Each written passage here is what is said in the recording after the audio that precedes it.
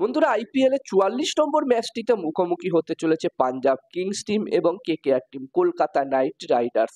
যেখানে এই দুটি টিমের মধ্যে আগের যে ম্যাচটি হয়েছিল এই বছরের আইপিএল এ, একদমই লো স্কোরিং থ্রিলার একটি ম্যাচ আমরা সকলে দেখেছিলাম। পাঞ্জাব কিংস টিম প্রথমে ব্যাটিং করে মাত্র ১১১ রানে তারা অল আউট হয়ে গেছিল এবং এই রানটি চেস করতে নেমে কেকেআর টিম মাত্র ৯৫ রানে অল আউট হয়ে গেছিল এবং ম্যাচটি পাঞ্জাব কিংস টিম ১৬ রানের ব্যবধানে জয়লাভ করেছিল। কেকেআর টিমের একটা সময় স্কোর ছিল ৬২ রানে ২ উইকেট এবং সেখান থেকে কেকেআর টিমের মাত্র ৩৩ রানের ব্যবধানে ৮টা উইকেট পড়ে যায় এবং ম্যাচটি তারা হেরে যায়। তো বন্ধুরা, এখানে কেকেআর টিম কিন্তু অবশ্যই চাইবে এই ম্যাচটিতে পাঞ্জাব কিংস টিমকে হারিয়ে তাদের আগের ম্যাচের হারের বদলা নিতে। এবং কেকেআর টিমের পারফরমেন্স এই বছরের আইপিএল এ খুব একটা যে ভালো হয়েছে এমনটা কিন্তু নয়। তোমরা দেখছো কেকেআর টিম এখনো পর্যন্ত ৮টা ম্যাচ খেলেছে, যার মধ্যে মাত্র ৩টে ম্যাচই তারা জিততে পেরেছে, বাকি ৫টা ম্যাচ তারা হেরেছে এবং এই মুহূর্তে কেকেআর টিম পয়েন্টস টেবলসের ৭ নম্বর পজিশনে আছে।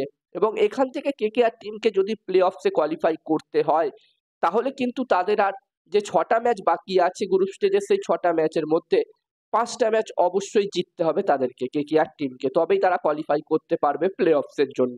তো এখানে তোমাদের কি মনে হচ্ছে, এই পজিশন থেকে কেকেআর টিম কি ঘুরে দাঁড়াতে পারবে, তারা কি পারবে কোয়ালিফাই করতে প্লে অফসে? তোমরা কমেন্টে জানাতে পারো।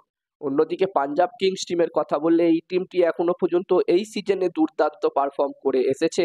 যেখানে শ্রেয়াস আইয়ারের ক্যাপ্টেন্সিতে এই সিজনে পাঞ্জাব কিংস টিম দারুণ ক্রিকেট খেলছে। এখনো পর্যন্ত তারা ৮টা ম্যাচ খেলেছে, যার মধ্যে তারা ৫টা ম্যাচ জিতেছে, ৩টে ম্যাচ তারা হেরেছে এবং এই মুহূর্তে পাঞ্জাব কিংস টিম পয়েন্টস টেবলসের ৫ নম্বর পজিশনে আছে। এবং বন্ধুরা, এখান থেকে পাঞ্জাব কিংস টিমকে যদি কোয়ালিফাই করতে হয় প্লে অফসে, তাহলে তাদের যা ৬টা ম্যাচ বাকি আছে সেই ৬টা ম্যাচের মধ্যে ৩টে ম্যাচ জিততে হবে। যেখানে মনে হচ্ছে হয়তো ৩টে ম্যাচ তারা জিতে নেবে এবং তারা কোয়ালিফাই করে যাবে প্লে অফসের জন্য। আর এখানে তোমাদের কি মনে হচ্ছে, পাঞ্জাব কিংস টিম কি পারবে কোয়ালিফাই করতে প্লে অফসে? আর পাঞ্জাব কিংস টিম কি যদি প্লে অফসে কোয়ালিফাই করে তাহলে কি তারা তাদের প্রথম আইপিএল ট্রফি জিততে পারবে? তোমরা চাইলে কমেন্ট করে কমেন্ট বক্সে জানাতে পারো। এবং এই ম্যাচটির জন্য এই দুটি টিমের মধ্যে যদি আমি কম্পেয়ার করি কোন টিমটিকে বেশি শক্তিশালী দেখাচ্ছে, কোন টিমের প্লেয়াররা ভালো ফর্মে আছে, প্রথমে আমি কেকেআর টিমের ব্যাটিং এর কথা বললে, বন্ধুরা, কেকেআর টিমের ব্যাটসম্যানরা একদমই আউট অফ ফর্ম চলছে। যেখানে আগের ম্যাচটিতে আমরা দেখেছিলাম গুজরাট টাইটান্স টিমের বিরুদ্ধে সব থেকে বাজে ব্যাটিং করেছিল ভেঙ্কাটেশ আইয়ার, যেখানে কেকেআর টিম তাকে ২৩ কোটি টাকার বিনিময়ে দলে নিয়েছে এবং তার পারফরমেন্স এখনো পর্যন্ত এই সিজনে খুবই হতাশাজনক হয়েছে। ১৮ বলে ১৪ রানের একটি খুবই বাজে ইনিংসে ওই ম্যাচটিতে খেলেছিল এবং বলা যেতে পারে ওই ইনিংসটার কারণে মোমেন্টাম পেয়ে গেছিল গুজরাট টাইটান্স টিম ওই ম্যাচটিতে এবং তারপরে আর তারা কেকেআর টিমকে কামব্যাক করতে দেয়নি। এবং এছাড়াও এই টিমটিতে আমরা দেখেছিলাম কুইন্টন ডিককও একদমই বাজে ব্যাটিং করছিল, তবে আগের ম্যাচটিতে রেহমানুল্লাহ গুরবাজকে সুযোগ দিয়েছিল কেকেআর এবং গুরবাজও একদমই ফ্লপ হয়েছে। বলা যেতে পারে এখানে আজিঙ্কে রাহানে এবং আঙ্গরিস রাঘুবংশী এবং সুনীল নারায়ণ এই তিনজনেই একটু ভালো ব্যাটিং করছে, বাকি ব্যাটসম্যানরা কিন্তু একদমই আউট অফ ফর্ম চলছে। যেখানে অ্যান্ডে রাসেলের পারফরমেন্সও আমরা দেখছি এই সিজনে একদমই হতাশাজনক হয়েছে।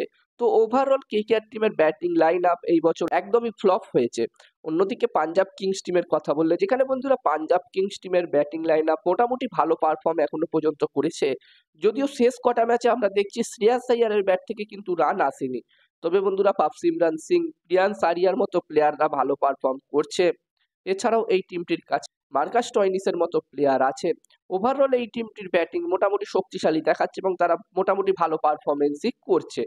এবং অন্যদিকে এই দুটি টিমের বোলিং এর কথা বললে, এখানে বন্ধুরা বোলিং এর দিক দিয়ে দেখতে গেলে কেকেআর টিমকে আমি এগিয়ে রাখবো। কেকেআর টিমের কাছে সুনীল নারায়ণ, বারুদ চক্রবর্তী, মঈন আলীর মতো স্পিন বোলার আছে, বৈভব আরোরা, হর্ষিত রানার মতো ফাস্ট বোলার আছে।